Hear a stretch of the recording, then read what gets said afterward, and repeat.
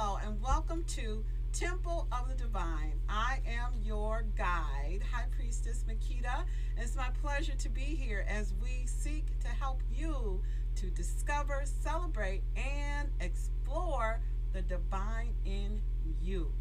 You are watching Temple of Divine. We're streaming live on Facebook, YouTube, Twitch, Twitter, and other top social media platforms. So please make sure to like, share, comment, turn on notifications so you never miss an episode here on Fridays at 2 p.m. on Wjzz Cool Tv, the coolest station in the world.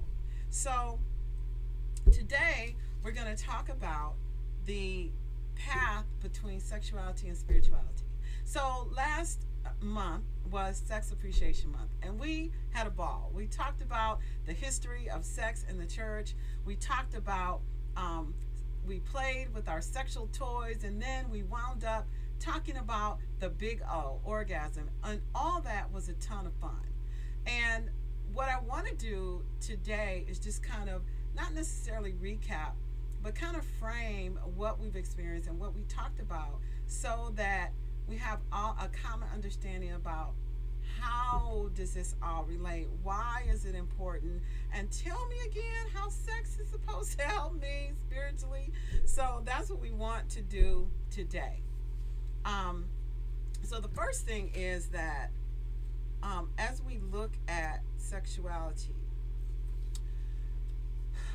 we talked about, and I keep going back at the beginning of the episode just a little bit when we talk about the map of consciousness, because I think it's really, really important for you to understand the significant impact that the beliefs that we have about not just sex, about a lot of things. Sex is just really a great topic because it's everywhere. Everyone knows what it is, and it's a common frame of reference. But it could be anything that we're talking about that will separate you from being able to grow as a person, and which growing as a person is the same as growing spiritually. So we want to make sure that we always have that framework established, so as we're talking, it's not just, some fun conversation, which is a fun conversation, but it's not just some fun conversation. It's really a deeper understanding of you so that you can help yourself to experience the life that you want to have, okay? So the thing about sex as a path to spirituality is that it's not the act itself that we're talking about in terms of the path. It is your beliefs about the act that is significant. So what you talking about? So what I'm referring to is that it doesn't matter what act you're performing in terms of sex. It doesn't matter. You could be, you could have different sexual preferences. You could, there's different things that you can do to, you could be into bondage or whatever it is. The point is that we know that there are beliefs that you have or history or things that happen that cause you to like one thing over another. Okay, we know that. We put that over here in a box, right? We know that there's some history. There could be trauma. There could be any number of things that will cause you to want one thing versus the other. But the key, the pivotal thing that's going to help you to make that transition from one level to the next level spiritually is how you feel about yourself and that particular act, right? So if you experience, and this is where the map of consciousness comes in, right? Because it's about what you feel, what emotion you feel about the act itself that will drive you to one behavior versus the other, or will affect your ability, your frequency. So, and please do, I forgot to mention, feel free to call in at any time, 313-355-6018, and I'm happy to take questions. I usually like to take those at the end, but since we're kind of doing a recap here, feel free to call anytime. So when we talk about map of consciousness, and actually there's a link, there'll be a link to map of consciousness in the show notes that we post after the show, but let's just review how the connection between sex and the map of consciousness. So this is a version of the map of consciousness that I really love. The map of consciousness was developed by Dr. David Hawkins. He was a PhD and a doctor, a medical doctor, and basically he used different methods to determine the frequency of certain emotions, right? And so he came up with the map of consciousness. This is not the traditional view of it, but this is, I don't know if you can see this, but this is what it looks like. And so it starts at the bottom here with what we call lower vibration activities. And I love the way this is from vibrational frequency, the Heartland Hippies version, okay?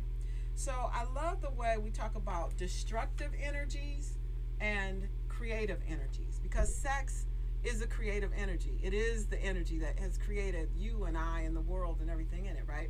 So we talk about these when we talk about lower vibrational energies, we're talking about the ones down here at the bottom. And so you probably can't see this, but there's frequencies over here. Our levels of frequencies, they start at 20 with shame as a frequency, and they go all the way up to 1,000 with enlightenment at the top. Okay, so when we talk about sexual activities, and really again this can relate to anything, but when we talk about sex, a lot of times we find ourselves in shame, which has a frequency of 20. We sometimes find ourselves with guilt. Like, so for example, if you're a person who's very sexually expressive and you grew up with a very religious background, you may say, you know what, I don't give a fuck what nobody say, I'm gonna do what I'm gonna do. But even though you're doing it, you may have some guilt about it. That guilt here is at 30. So we're still in the context of sex and we're having issues, but you just, maybe you're a little bit happier, a little bit free because you had what you had. And then the third level down here in these destructive energies are apathy. So then, so first you try to please people, and then you realize that you can't please them. So then you're just like, I don't give a fuck. And then you don't care anymore. These are still very destructive energies. These are still destructive energies down here, okay? So the point is that it's not enough just to say, express yourself. You have to really, as a person, internally connect with the fact that it's okay for you to participate in that behavior, or to have that particular behavior take place. Okay, so that's kind of like the main point, and why we selected sex as a topic to help you with the transition to enlightenment. And I think one of the things that's really interesting to me is that it's probably not likely that, I'll put it this way, my vision would be that everyone would be free. That everyone would understand that you created that you designed your life, you picked how you wanted to experience your time here on the planet. Everyone would understand that they're made up of energy. Everyone would be out here creating the life of their dreams, because they wouldn't be held back or bound by any type of hang-ups or issues. Like, that's in my ideal world. But I understand that if the major figures in religion and spirituality up to this point could not make people change, that I'm not going to make people change. So my reason for being here is for the people who are looking. So there's like, it's almost like there's a continuum, right? So there's the people on one end of the continuum who are very religious, and when we talk about sex and sexuality, those are naughty topics. And in fact, historically, if we go back to the history of sex in the church, the shame around sex was something that was introduced by religious leaders of the day. It was not the natural state of people. We were never shamed of sex before. But on this continuum, we have people who are like, oh, let's not talk about that. And then the other end of the continuum, we have the people who are just like, hey, I don't care. I'm just going to do what I want to do. And then there's people in the middle, And I think I'm talking to you. Like, if you're watching this show, you're probably one of those people that are kind of in the middle of that continuum, because you know that there's something more that you want to be a part of, or that you need. You know, there's like, it's almost like a glitch in the Matrix. One of my favorite movies, The Matrix, right? And there's a scene in The Matrix where, you know, they're in this building, and the star of the main character, Neo, sees something, like it was kind of a repeat. It was something that was a little off. And, you know, it was like, it's a glitch in the Matrix. Well, if you're watching this show, if this show resonates with you, Temple of Divine, you probably have noticed the glitch. You probably have noticed that there are things that just are a little off based on, you know, your religious background or your spiritual understanding or just life in general. You know that there's some things that just don't add up. And so that's the focus for this show. So if you're out there on that other end, you're probably not going to like me very much, and I really don't care. If you're on this end of the spectrum, you might like me, but you're probably too busy doing your due to even care. But right here in the middle is where I was when I started my spiritual journey. And quite honestly, I didn't even want to talk about anything related to spirituality or spiritual awakening, because for me it was a little bit embarrassing, that there were things that didn't line up. I mean, I kind of felt like, man, okay, I must be, maybe I'm not so bright, or maybe I'm missing something, or maybe I'm destined to go to hell because I just really am not thinking like everybody else. So this show is for you, and I'm here to let you know that, guess what? There's nothing wrong with you. Guess what? You're probably more enlightened than everyone that you know, or most people that you know. Guess what? It's your job to figure out what your message is, or what it is that you want people to know, or what your revelation or what your learning was, and share it with other people, just like I'm sharing with you here today. So the point is that on that continuum, both ends are not developing spiritually, right? So if you're on the one end where you are, where you're thinking sex is dirty and something bad, and it should only be in the marriage bed, and which makes it very boring in the marriage bed if you got that mindset. This is my personal commentary. Or you're on the other end of the spectrum where you're getting busy all over the place. The point is, there's too much emphasis on the act and not enough emphasis on the energy. That is the difference. And so what I want to promote is for us to put both ends of the spectrum to balance it, so that you're getting the strength and the power and the understanding of the energy of sex, and not so much being obsessed with the act of sex. I think now in society we're very obsessed with the act of sex.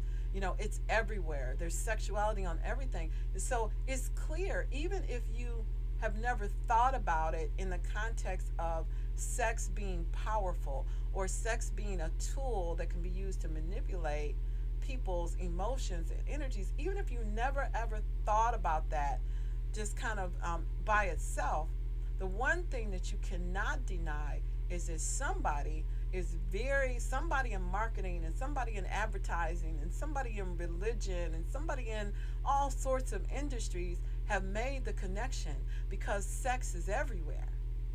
And the thing that is disappointing to me is that it's everywhere. The negative part is everywhere. So, the sex trafficking and sex, pornography and sex trade and all this kind of stuff is out there, the negative part. But the positive part is just really on the down low. And the positive part, that loving of energy, that understanding of the power of what it is, that is what you want to grab hold on, because in that is your freedom, and that is where your understanding is, and that is where you will find your power to create the life that you want to have. Okay? So, you are watching Temple of the Divine, streaming on Facebook, YouTube, Twitch, Twitter, and other top social media platforms. Please do make sure to like, share, comment, call me at 313-355-6018, and just really embrace this programming because it's really amazing. And thank you for watching WJZZ Cool TV, the coolest station in the world. So let's get back to the content. So that's kind of like I guess kind of the framework, I would say, of how we want to talk about or think about the path from sexuality to spirituality. Again, not so much the act, but to get beyond the act and connect with the energy itself. Did you know that, and we talked about this in our last episode with Miss Diamond D on to orgasm or not to orgasm, but every time you have a sexual feeling or every time you have a sexual arousal, it doesn't necessarily mean that you have to engage in sex. In fact, when you do engage, you're releasing that energy when in some cases it might be worthwhile to hold on to it. So I think that that's something that we really need to talk more about. So I'm just looking at I made notes. I do my show notes in advance so I can make sure to remember topics that I think will really add value to you. And so the other thing so we talked kind of like at a macro level about understanding sex as an energy, understanding there's a spectrum and where you fit in the spectrum, and why this is a show that is here and why High Priestess Makita, is here to help you with this. Then we can go kind of, everything is layers. There's layers. There's this high level layer that says, hey, you just need to go on and do it and be okay with it, because once you get past that, there's a whole bunch of other stuff that you really want to get to, right? It's kind of like the entry gate. I started to think of this episode as the, sex as the portal to spirituality, because when you're able to release that energy and control it and acknowledge it, then all sorts of creative things open up for you that you're not even talking about now. Now, having said that, I want to talk a little bit about loving yourself as part of this, right? Because when I say to you that you want to embrace your sexuality and you want to be okay with different desires and things that you like and things that you don't like, whether you like, there's certain things that you like in sex and sex play and things that you don't like. As I say that, I can hear you saying to yourself, well, yeah, High Priestess Makita, but I'm pretty nasty, and I really like being nasty, and I don't think there's a place for me in spirituality, because everything that I want is just not lined up with being nice in that way. And so what I would say to you is, who defines that? And the reality is that on the spiritual journey, and this is like a major hang up that I think, I'm just going to say it, I think that all religious people have. And that is, and I know that I know this is probably not going to be a popular thing to say, and I really don't care, because I think truth has to just come out. And I'm not saying that I'm giving you the 100% truth. I'm giving you Crystal's truth. Oh, I'm giving you High Priestess Makita's truth, right? It's my truth, and you have to define your own truth, whatever that is for you. But here's the thing. No one else can define truth for you. So if I say to you that I think that what you're doing is wrong, or if someone says to you, oh no, that's not an appropriate behavior for a Christian, that's not an appropriate behavior for a Muslim, that's not appropriate behavior for a Jew. Okay, first of all, they're judging you, and second of all, there is no appropriate behavior except the behavior that you prefer to engage in. That's it. Because we're all on a journey. So when someone says to me, I had someone say to me recently, over and over and over again, and this is like, I feel like this is like it's like a religious, I don't know what I think I call it like religious speak or something like that, where somebody says, oh, well, I can't be me. If I were to be me, then that would just be bad. I have to do what the Lord tells me to do. Okay? I swear. I have to do what the Lord tells me to do. I have to do what God tells me to do. If I did what I want to do, oh, that would just not turn out. Lean not to your own understanding. Okay, so now I got to get on a little bit on the wicket. I feel myself getting a little bit on the wicket. Because that perspective, okay, takes the responsibility for your thoughts and your behaviors and your perspective, and minimizes it and says, oh no, I'm just a minor being.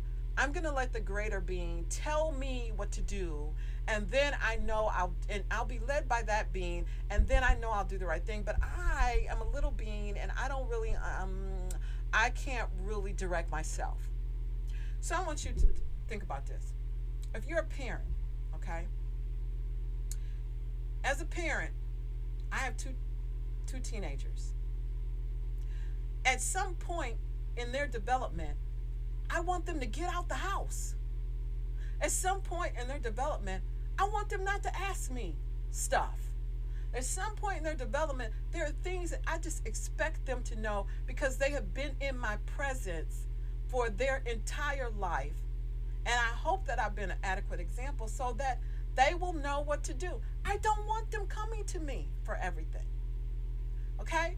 So we refer to God the Father, or maybe you refer to God the Mother, or Mother Earth, or whatever, whomever you refer to. But just think about this. Do you think that God really wants you to be running to him or her on every little thing? Do you think that that if you are really a child of God, that he would put you in this little box and say, okay, now don't you do that without you coming to talk to me? No. This is the thing. You have divinity within you. Just like, if your last name is divine and your daddy's last name is divine and his daddy's is divine, and you come from a long line of divines, then you're divine. You're made out of the same stuff. Do you really think that God would take you and make you into something less? Why would God need that? I'm going to tell you, intelligent people, let's just think of the smartest person you know. Like really smart, not prideful and arrogant and think they know everything smart, but really smart people. Really smart people don't want to be around yes people, and they don't want to be surrounded by people who are just going to sit there and listen to everything they say and do everything they say. They don't want that. They are tantalized by differences in opinion and different perspectives and seeing things in different ways, because then there's a dynamic of energy, there's a flow of ideas, there's different things that you can create. No one ever created anything amazing out of the same stuff, the same opinions, the same viewpoints, the same attitudes. Nothing good comes out of that. So why would you think, or why would a person think that God would take you, this divine masterpiece? I mean, if you just look at how your body operates, if you just look at, like your immune system and your reproductive system and, the environment that we live in, the way the earth is made, the universe, if you just look at all that, okay, why would you think that your creator would want to put you in a box and say, oh, don't do anything unless you check with me first? Really? I don't think so. So the truth is, when you say to something, oh, well, if I would have followed my mind, then it wouldn't have turned out good. No, the reason why things don't turn out good is because you don't follow your mind, okay?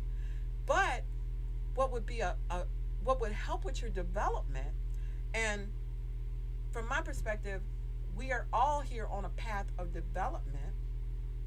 So what would help with your development would be to lean into the thing that you think you ought to do. Lean into the thing that you think is the wrong thing to do. Not in the sense of necessarily doing it. I'm saying if you say, I just wanted to sock that person in the eye. Am I saying, don't say, High Priestess Makita did not say, go ahead and sock that person in the eye. But what I do challenge you to do is say, why do I want to sock this person in the eye? Why do I want to do this? Okay. And understand, what is it in you? What is it that that person or that thing or that situation triggers within you that makes you want to do that? So we look at, from a sexual perspective, you can say, oh man, I really want to experience this thing sexually. I don't know, I want to get fisted, for example. Say you say that, right? You got to say, like, why do you want to be fisted? And here's the thing. The question is the answer to the question is the key. The answer to the question is the key. If you want to do something, so you could say multiple things, right? You could say, well, I want to experience that because I saw somebody else do it. I want to experience that because someone told me that I ought to try it. I want to experience that because someone told me to. Or you could just be like, man, that's fascinating. I just want to see how that works. That seems like that would be an interesting thing. That's a completely valid, intellectual, spiritual type of perspective to take, because this is like this big experimental place that we're hanging out in, and your life is yours to enjoy and experiment and try different things, but it's yours. So the person who says, oh, I can do this thing because if I had my way about it, then I'd do something different. I'm saying lean in and understand, well, why would you do something different? Why would you want to do one thing versus the other? Okay, why do you want to sock the person in the eye? Okay, I want to sock them in the eye because they're a jerk and they did something wrong. Okay, so what would that accomplish for you? Well, that would really make me feel good. I really just want to take that person and then you have to say, okay, so what are the long-term results of that? Is the long-term result or outcome of engaging in that behavior going to move me closer to the life that I want to have or further away from the life that I want to have? And you go, oh, yeah, that wouldn't help me out because I've got these 3 plans over here, and if I sock them in the eye, then that's going to knock out plan 2 and plan 1, and I'm going to have to start all over. That would just suck, so never mind. But then you made a choice. You made a decision. You're empowered. Versus, so let's look at the 2 examples, okay? Example 1, you say, I really want to do this, but you know what? I'm just going to follow God, and I'm going to do something different because God's way is the right way. When we say God's way, you're really just referring to your higher self, right? There's a whole nother aspect of this thing that really would help you understand, but I'm just going to stay in this section. Okay, so now you don't have responsibility. You have taken your abilities, your thoughts, your views, and you've suppressed yourself to say you are a lower minor being. Okay, which is not to say that all that is God is not a higher being. Obviously, infinite intelligence it is, but I'm saying you are a subset. You're like a God satellite. So the same divinity that all that is that God is, that same divinity is inside you.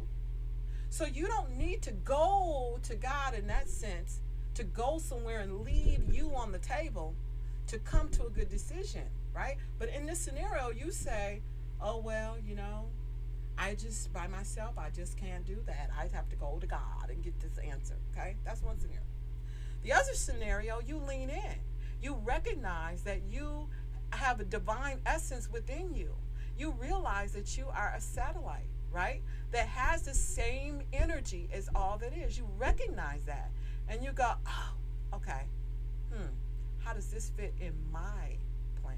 How does this fit in my view of how I want my life to go. And then you're connecting, and because you're connected to source, okay?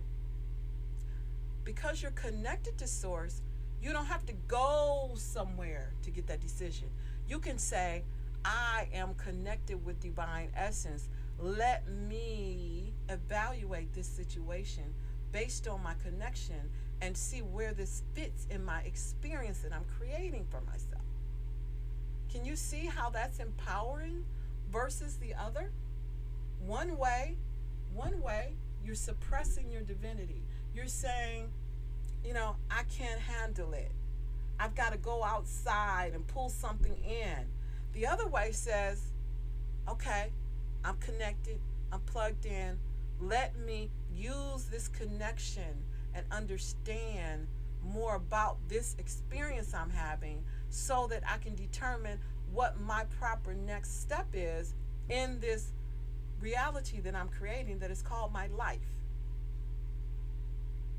You follow me? I don't know if you did or not, but that's the distinction. It seems like wow, man, that seems like the same thing. You're going to God. No. In one way, you're saying I'm going to God and you're minimizing your divinity. The other way, you're saying I'm already connected. And I'm using that connection as a resource to evaluate what I'm experiencing. If there's a sexual experience you want to have, by all means have it. But make it your choice and your decision. I don't recommend that anyone suppresses anything. I would recommend that if you want to experience something, do it. But do it because you choose to do it, not because someone is telling you what you can and cannot do. So, but you're watching. You're watching Temple of Divine with your guide, High Priestess Nikita. We are streaming on Facebook, YouTube, Twitch, Twitter, and other top social media platforms. Please make sure to like, comment, share, turn on notifications, call, ask questions, because we're about the conversation.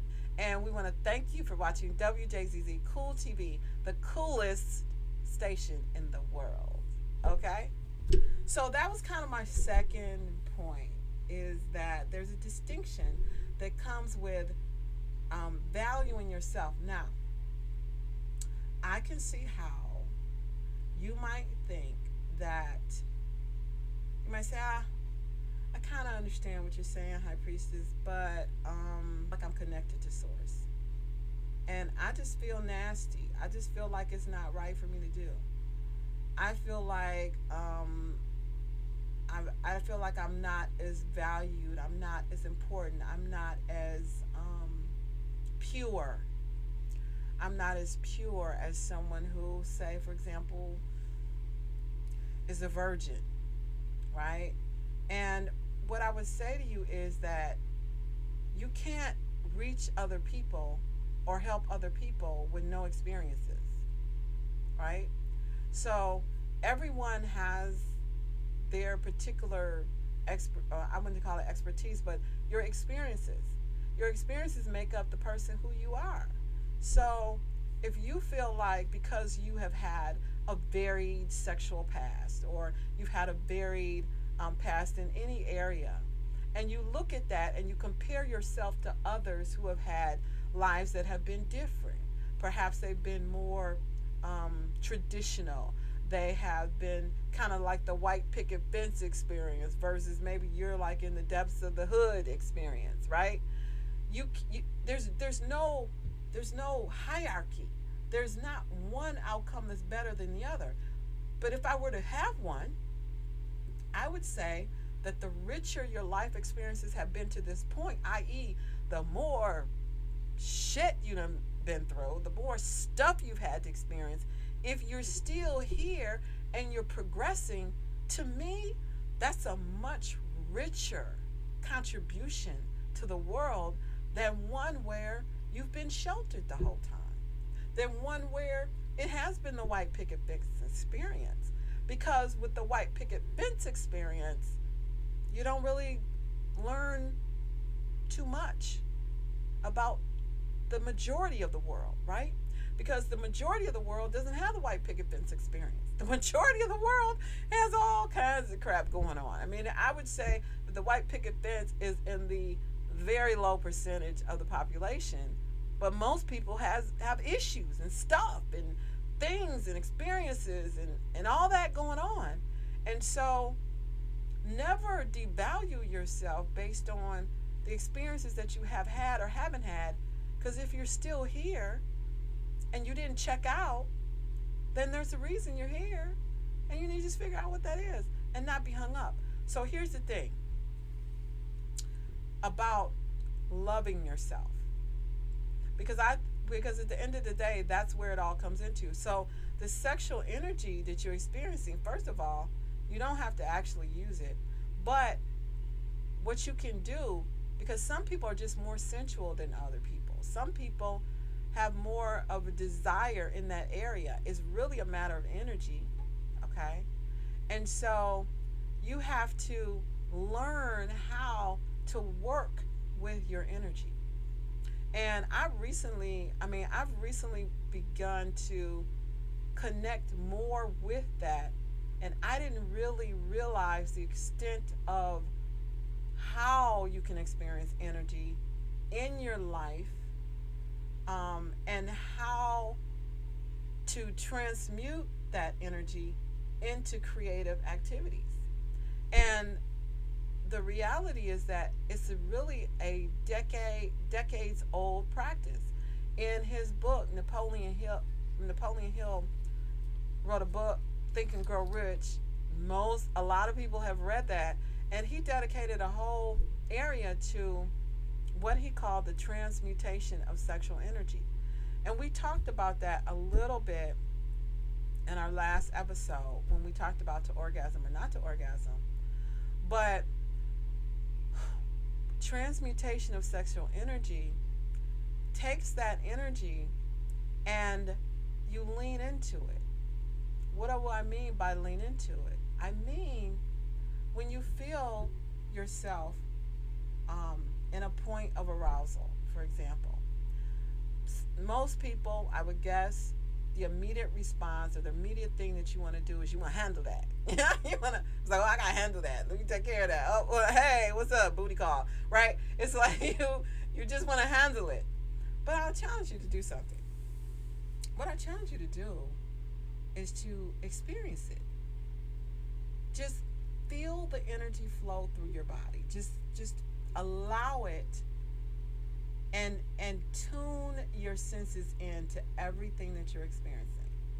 Really connect with it, because it is an energy just like any other energy, and allow it to flow, but don't do anything about it.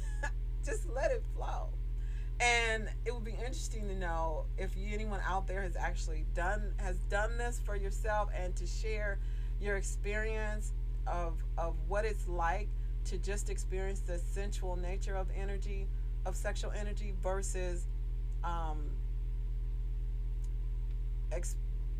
expression of that energy in other ways. So definitely call in 313-355-6018 if you have a story you want to share about that. And so that's what I wanted to share about the energy. Now, the other thing is,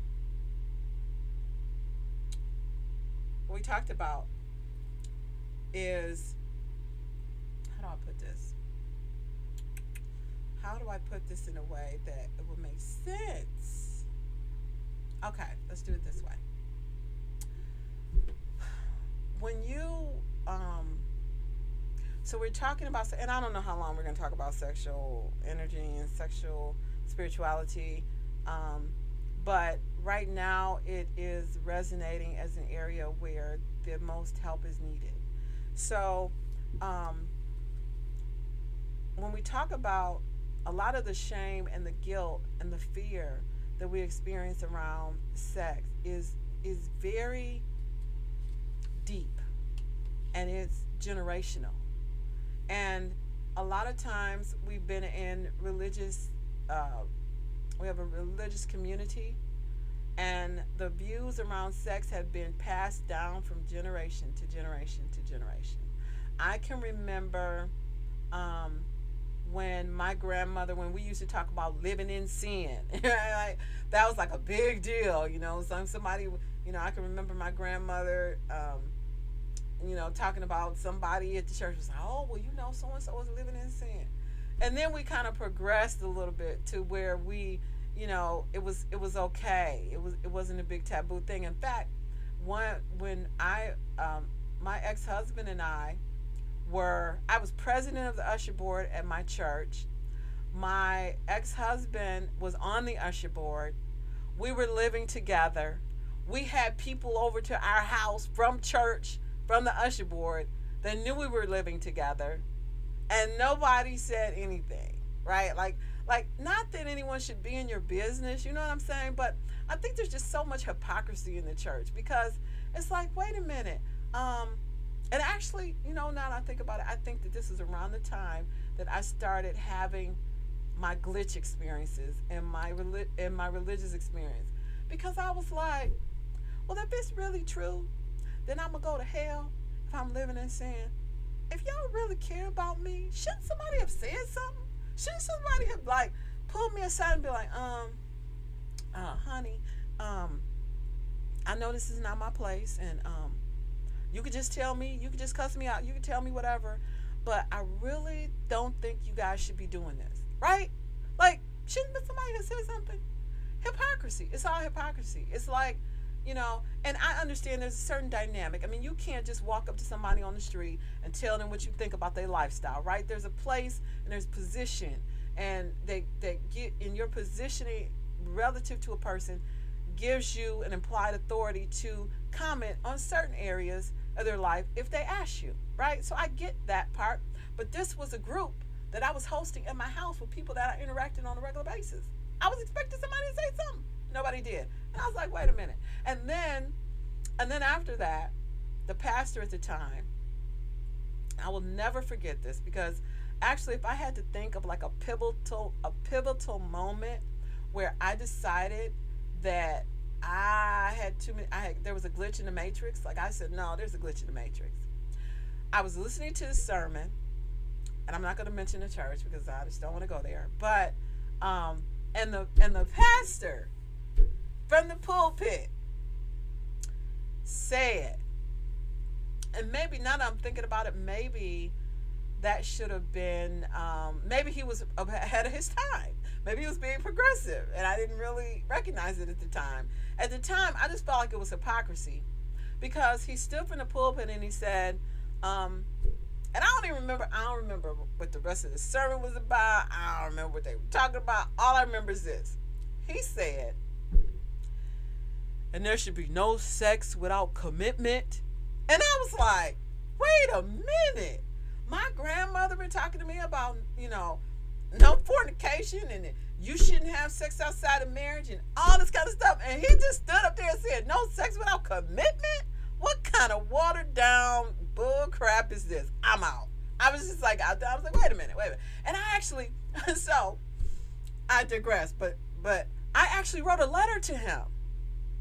I wrote a letter to the pastor, and I was like, look, I was there, and you said no sex without commitment. I thought that we weren't supposed to have sex without being married. I don't understand, pastor. What was that about? Like, what's up with that? And you know what his response was to me? I'll never forget it. It was the most political response I have ever heard. But maybe, again, I don't know. Maybe he was ahead of his time. But he said, well, people will come and people will go. And that's God's will or something like that. But he never addressed the inconsistency and hypocrisy of making that statement. Like he didn't, which, I mean, I'm like this. If you believe a thing or you don't believe a thing, the best thing to do is not make excuses. Just it is what it is. You say what you say, and if you believe it, then hey, some people gonna like it, some people won't, who cares? But it was like, he never addressed it. He was like, well, some people come, some people go, and that's your choice. And I was like, oh, okay. So at that point, everything was up for grabs because I was thinking, I mean, this is a well respected church. There was a lot of people there, different levels. And I was just really kind of, I don't want to say devastated, but my eyes were open. Okay, I digress. I don't even know why I went there. But what was I even talking about for that? Oh.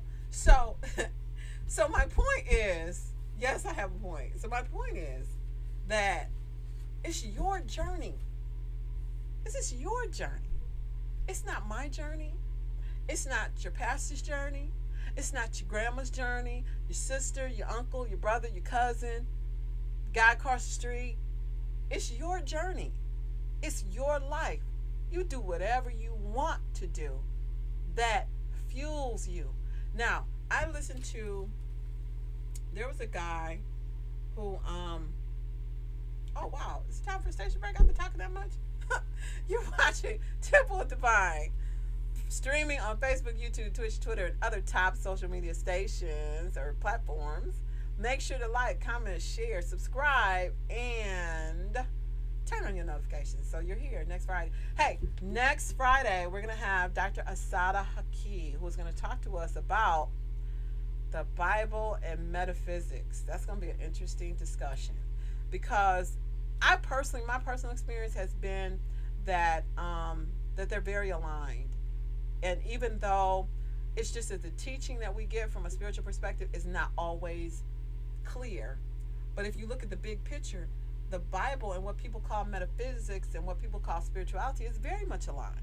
Is very much aligned. So she's going to break it down for us, and then I did have a quick commercial. If you are a woman who experiences, who's over 50, who's experiencing things like vaginal dryness, low libido, mood swings, hot flashes, there is help available with For Life Woman, which contains it's a natural supplement containing L-citrulline, evening primrose, and velvet bean extract. If you would like to learn more, text WOMAN to 248-919-5444.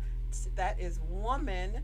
Text the word WOMAN to 248-919-5444. And also, if you are a business or you are just into the woo-woo topics like myself, and you'd like a platform to share your message and to share your perspective and your views, and you feel strongly about it, then why not host a show of your own right here on Wjzz Cool TV? So just send an email to wjzzradio@gmail.com and let them know that you would be interested, that you're looking for a platform that's open and allows you to express yourself freely without censorship. I think that that's something that's really valuable for people now because we want to hear what's real. We don't want to hear what's censored. And so if you have a message and you are looking for a platform to share it on, or if you're a business and you promote products to support those who are on a spiritual journey, such as crystals or candles or different things like that, then definitely go ahead and send a message to wjzzradio@gmail.com, and let's get you a spot, a commercial spot, or a show sponsorship so we can get your message out there and your products out there. So with that, so we're going to be wrapping this discussion up, and I hope this has been helpful for you. Every show is a little bit of a mini journey of its own, because you start out, I have show notes. I start out with a plan, and then, energy flows, and it maybe goes in a different direction. And that's the way life is. It's like you don't really, you kind of have a plan. You have a journey. You actually have a destination. But how you get there can be any kind of different way. I have found that something that can be totally unrelated, like a sexual experience, or conversation with someone that you meet, or maybe you get an urge to go to a place. Like yesterday, I had an urge to walk to a coffee shop and do something, and then you meet people and things happen. The key, this is what I was going to share, and this is from a guy, it's a Chandler, his name is Bashar, but it was so impactful to me, and I think this is a really great way for you to think of life, and I hope this is helpful for you. It was helpful for me. And that is that if you can embrace the fact that, or if you can embrace that you're on a journey, that this is a spiritual journey, that it is your journey to explore and experience, if you can embrace that, then this is going to really help you to expedite your experience and have fun with it and embrace it and grow with it and flow with it and help other people. And it is this: as you go through life, you have, when you grew up, you had a bunch of beliefs, right? You were born into a belief system. Depending on what country you grew up in, or what part of the city you grew up in, or what nationality you grew up in, you were born into a belief system, okay? Some of the beliefs have served you well. Other beliefs have not served you well. And so your purpose, or what will expedite your journey to your purpose and through your purpose, is when you can discern or evaluate whether or not a belief is serving you or it's not serving you. And for the ones that aren't serving you, you get rid of them. That's why we're talking about sex. That's why we're talking about sexual experience. And we looked at sex toys. We played with sex toys. Because their belief system, the belief system that you grew up in, may say that sex toys are dirty and for bad girls and nasty boys. The belief system that you grew up in may say that, oh no, nobody uses whips. Whereas you could be married and in church, and if you're married and your husband wants to play with whips, you just need to play with whips. But if your hang-ups say, oh no, honey, we can't do that. As a matter of fact, you need to go talk to the pastor. Then you're messing up. Don't do that. You're messing up. But the point is that this is what will help you. Do what you prefer. Follow your bliss. If something makes you feel like, so this is what happens. We have an idea, okay? And we're really excited about it. We're like, oh, this is great. We should do this. And in that moment you're excited. You're like, oh my gosh, this is amazing. We should do this. Okay, maybe you're not that excited. Maybe it's just like, this is like my personality. But at some point you have some level of excitement if you're still alive and breathing. And then almost immediately after that, you're like, oh, but I can't do that because of this. I can't do that because of this. And what was so-and-so thinking? What would other people think about it? That would just be too embarrassing. But what you have to do is you have to follow your bliss.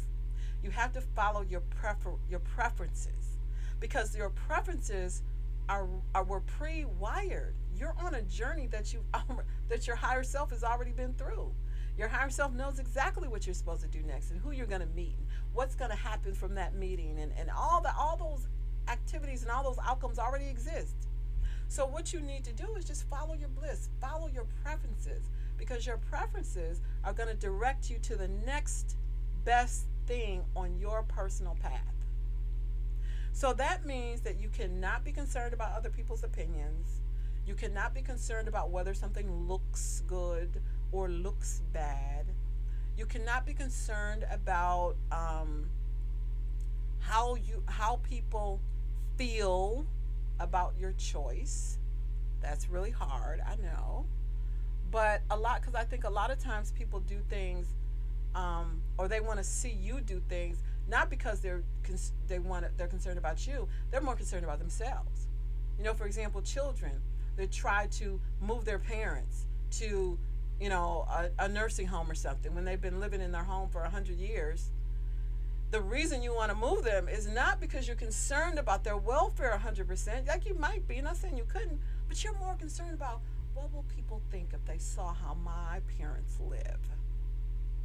When your parent might be completely happy living exactly the way they're living.